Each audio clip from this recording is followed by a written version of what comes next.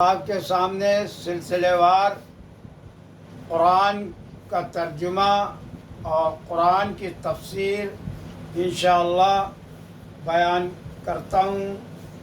12 لن تنالوا چوتھا سورہ آل عمران کی ایک آیت تلاوت کرتا ہوں، پھر اس کا ترجمہ اور تفسیر انشاءاللہ بیان کروں گا۔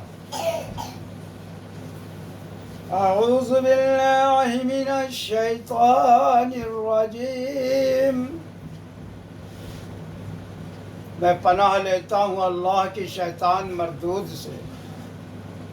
بسم اللہ الرحمن الرحیم، شروع کرتا ہوں میں اللہ کے نام سے جو نہایت مہربان اور نہایت رحم والے ہیں۔ یا ایھا الذین آمنوا لا تأکلوا الربا اضعافا مضاعفة واتقوا اللہ لعلکم تفلحون۔ واتقوا النار التي أعدت للكافرين وأطيعوا الله والرسول لعلكم ترحمون۔ وسارعوا إلى مغفرة من ربكم وجنة عرضها السماوات والأرض أعدت للمتقین۔ اس آیت کا ترجمہ ہے، اے ایمان والو سود مت کھاؤ، کئی حصے زائد اور اللہ تعالیٰ سے ڈرو، امید ہے کہ تم کامیاب ہو، اور اس آگ سے بچو جو کافروں کے لیے تیار کی گئی ہے، اور خوشی سے کہنا مانو اللہ تعالیٰ اور رسول کا، امید ہے کہ تم رحم کیے جاؤ گے، اور دوڑو طرف مغفرت کے جو تمہارے پروردگار کی طرف سے ہو، اور ہر طرف جنت کی جس کی وسعت ایسی ہے جیسے سب آسمان اور زمین، وہ تیار کی گئی ہے خدا سے ڈرنے والوں کے لیے۔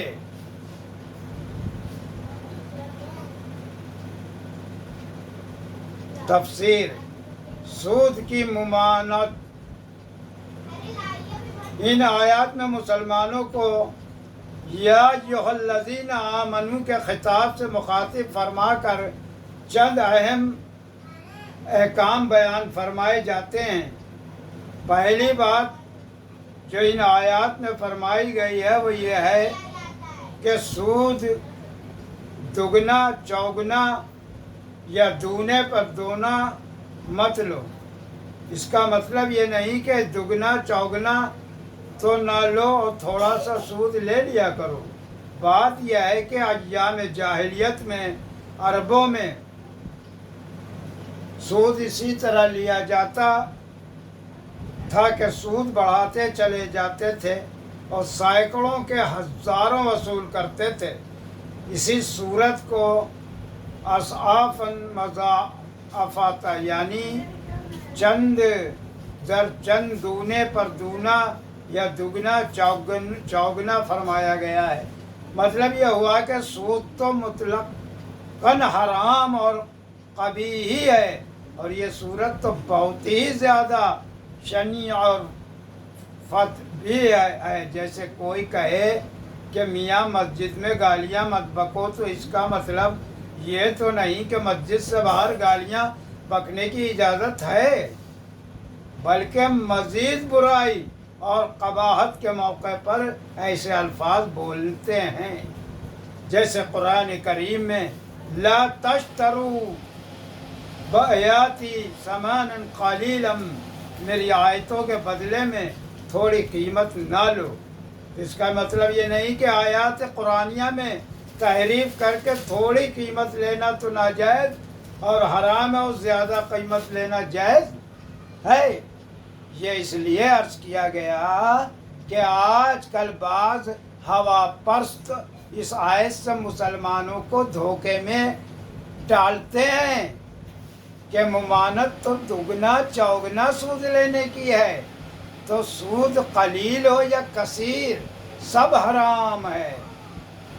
دوسری آیت میں مطلقاً بلا کسی قید کے حرام فرما دیا، جیسے سورہ بقرہ کی آیت حرم الربا گزر چکی ہے۔ پس جملہ قرآن و سنت کے احکام سے یہی معلوم ہوا کہ یہ صورت دگنا چوگنا لینے کی بھی حرام ہے اور دوسری صورتیں جو اس کے علاوہ ہوں وہ بھی حرام ہیں۔ سود میں سراسر نقصان ہے۔ دوسری بات یہ بتلائی گئی کہ وہ بظاہر سود سے مال بڑھتا ہو وہ معلوم ہوتا ہے، مگر حق تعالیٰ فرماتے ہیں کہ سود کھانے میں بھلا نہیں، بلکہ تمہارا بھلا اس میں ہے کہ اللہ سے ڈر کر سود کھانا چھوڑ دو، ورنہ اس کی وعید و سزا بھی سنا دی گئی کہ سود خوار جہنم کے اس طبقے میں رکھے جائیں گے جو خاص کافروں کے لیے تیار کیا گیا ہے۔ کامیابی اللہ اور رسول کی اطاعت میں ہے۔ تیسری بات مزید تاکید کے اطیعوا اللہ و رسولہ کا حکم دیا گیا۔ بات مزید تاکید کے اطیعوا اللہ و رسول کا حکم دیا گیا کہ اللہ اور اس کے رسول صلی اللہ علیہ وسلم کا حکم باخوشی مانو، جس کا نتیجہ لعلکم ترحمون ہوگا، یعنی اللہ کی رحمت و فلاح و کامیابی نصیب ہوگی دنیا میں بھی اور آخرت میں بھی۔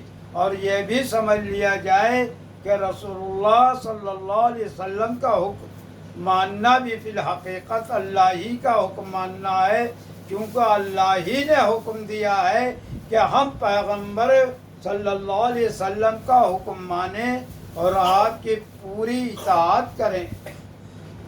مغفرت و جنت کی طرف دوڑو۔ چوتھی بات یہ بتلائی کہ اللہ کی مغفرت اور جنت کی طرف دوڑو، یعنی ایسے نیک کام اختیار کرو جس سے پروردگار تمہاری مغفرت کر دیں اور تم کو جنت عنایت فرما دیں۔ اور ایسے نیک کام وہی ہیں جن کے کرنے یا نہ کرنے کا اللہ اور اس کے رسول صلی اللہ علیہ وسلم نے حکم دیا ہے۔ پھر جنت کی وسعت بیان کی گئی، چونکہ انسان کے دماغ میں آسمان و زمین کی وسعت سے زیادہ اور کوئی وسعت نہیں آ سکتی تھی، اس لیے سمجھانے کو جنت کے عرض کو اس سے تشبیہ دی گئی۔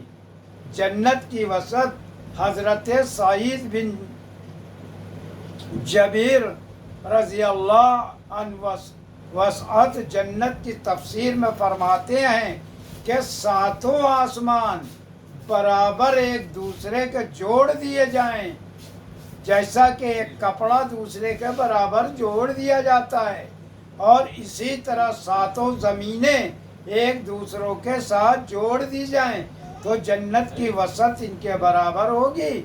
حضرت ابن عباس رضی اللہ عنہ سے بھی یہی نقل کیا گیا ہے کہ ساتوں آسمان اور ساتوں زمینیں ایک دوسرے کے برابر جوڑ دی جائیں تو جنت کا عرض یعنی چوڑائی ان کے برابر ہوگی، اور جس جنت کا عرض اتنا ہے تو اس کا طول یعنی لمبائی کا حال خدا جانے کیا ہوگا۔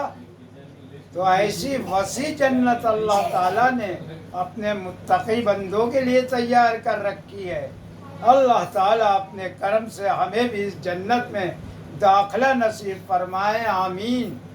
اب آگے متقین یعنی خدا سے ڈرنے والوں کی صفات بیان کی گئی ہیں، جس کا بیان انشاءاللہ اگلی آیات میں آئندہ درس میں ہوگا۔ دعا کیجئے یا اللہ ہم کو ظاہر میں و باطن میں شریعت مطہرہ کی پابندی نصیب فرما، تاکہ دنیا و آخرت دونوں جہاں میں کامیابی نصیب ہو۔ یا اللہ سود اور قمار اور شراب جیسی حرام چیزوں سے اس ملک کو پاک فرما دے، اور تقوی و طہارت کی دولت ہم کو عطا فرما دے۔ آمین و آخر دعوانا ان الحمد للہ رب العالمین لا الہ الا